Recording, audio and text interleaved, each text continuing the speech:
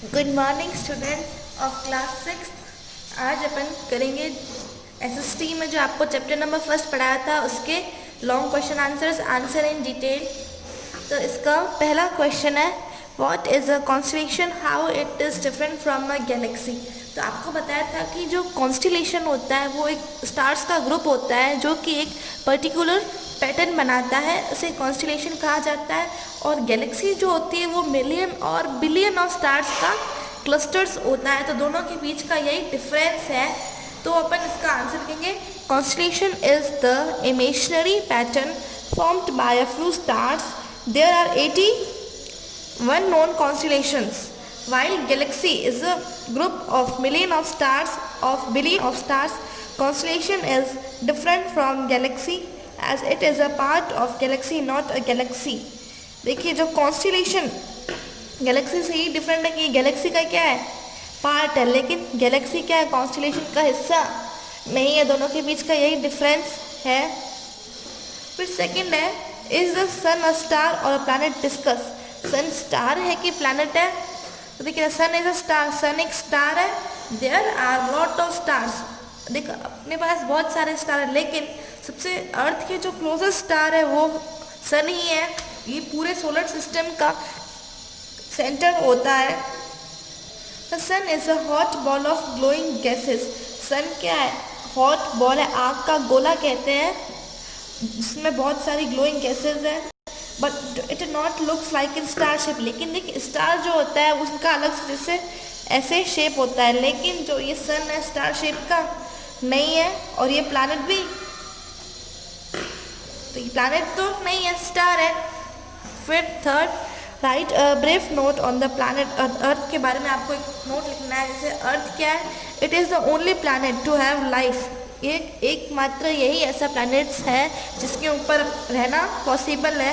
Water is found in all three forms of liquid. यहाँ पे water पाया जाता है सॉलिड स्टेट में, लिक्विड स्टेट और गैसेस स्टेट में। Earth is the fifth largest planet of the solar system. Earth का नंबर फिफ्थ नंबर पे आता है अगर आप साइज के हिसाब से देखें तो। In terms of size, it is slightly flattened at the poles. It's टू जो पोल्स के यहाँ से फ्लैट है, चपटा है।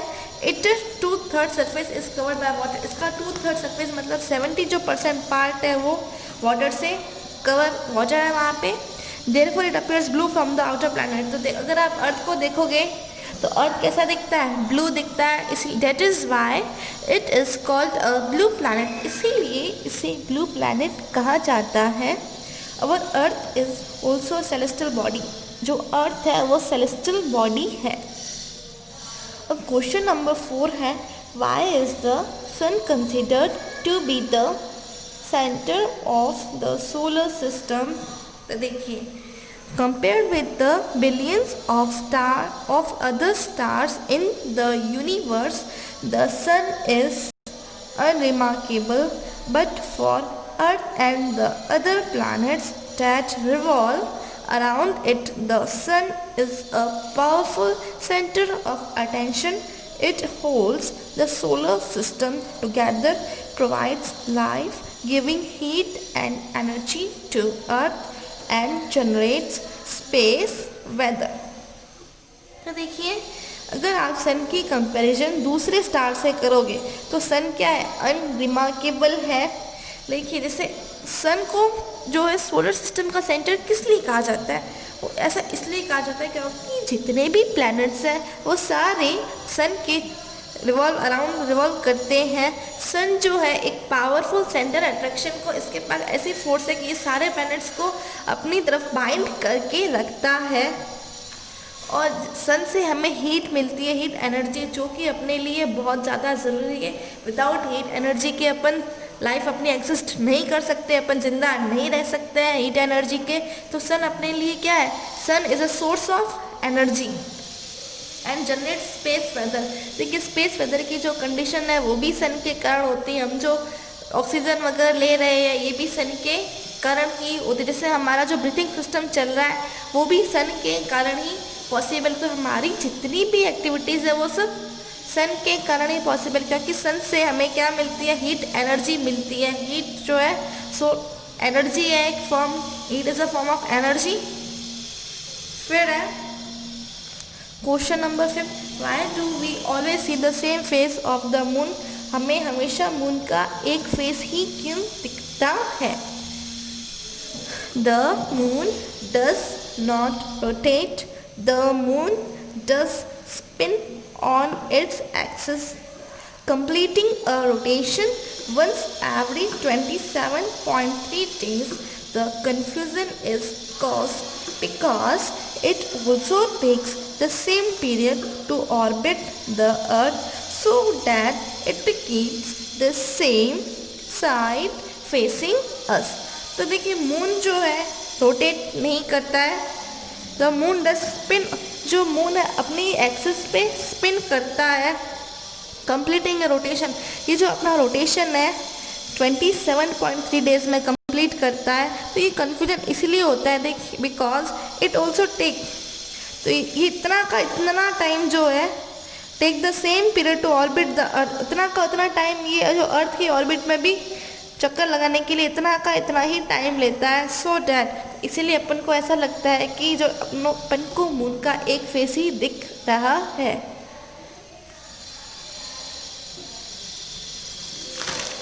Question number 6, why do the sun and the moon appear to be the same size from the earth? The moon and the sun have virtually the same angular size in our sky because देखिए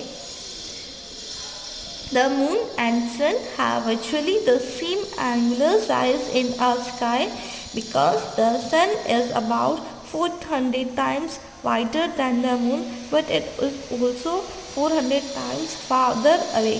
Sun through big seems as the same size as the moon because sun is situated very far from the earth.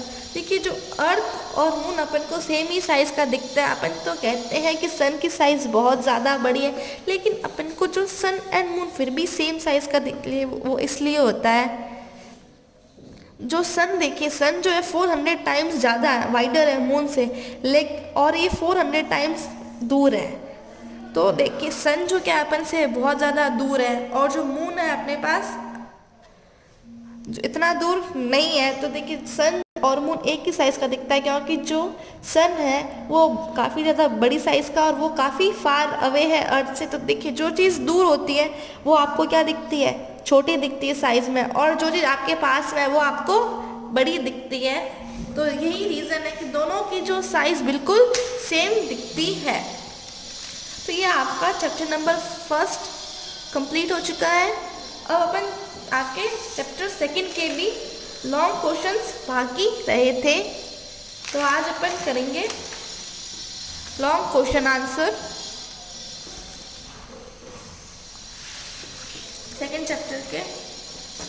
तो देखिए answer these questions in detail, name the 3 heat zones of the earth and describe each one of them. Heat zones of the earth are torrid zone, temperate zone, frigid zone. ये 3 zone है, torrid zone, temperate zone, frigid zone. लेकिन आपको किसी एक के बारे में ही बताना है। Okay, frigid means very cold. This zone remains cold through out the year, specially in winter areas lying between the Arctic Circle and the North Pole in the northern hemisphere and between the Antarctic Circle and the South Pole in the southern hemisphere are frigid zones. It is because the sun does not rise much above the horizon, therefore its rays are always slanting and provide less heat. ये देखिए सब frigid zone है। Frigid का मतलब ही क्या होगा, ठंडा। तो ये जोन सबसे ठंडा है, पूरे साल ठंडा ही रहता है, स्पेशली विंटर में। तो ये एरिया कहाँ से कहाँ तक, Arctic circle and north pole in the northern hemisphere. Arctic circle northern hemisphere में आता है, बिटवीन द अंटार्कटिक सर्कल, ये Antarctic circle and Arctic circle का जो एरिया है, and the south pole in the, ये सब क्या है, फ्रिजिड जोन है। जैसे ये ऊपर वाली जोन, इसमें आर्कटिक सर्कल अंटार्कटिक सर्कल जो है आपकी फ्रीजर जोन में आते हैं। इट इज़ बिकॉज ये देखिए ये ऐसा है क्योंकि यहाँ पे जो है सन की रेस नहीं पड़ पाती है, सन जो हॉरिजन इतना ज़्यादा राइज नहीं हो सकता है हॉरिजन से, वो इसकी रेस क्या हमेशा स्लैंट तिरछी पड़ती है, जिससे क्या होगी जो उसको लेस हीट मिलती है, सन की जो रेज है इसको मिल नहीं पाती है, इसलिए वो अगर सन आपको हीट नहीं मिलेगी तो वो चीज़ क्या होगी, ठंडी होगी। Second, how are latitudes and longitudes helpful to us. तो लॉन्गिट्यूड्स और लैटिट्यूड्स आपके लिए हेल्पफुल क्यों है? How are latitude and longitudes helpful to us? इसका answer, the grids on the maps help us to find a particular location. Longitudes also help us to calculate the time of a particular place. The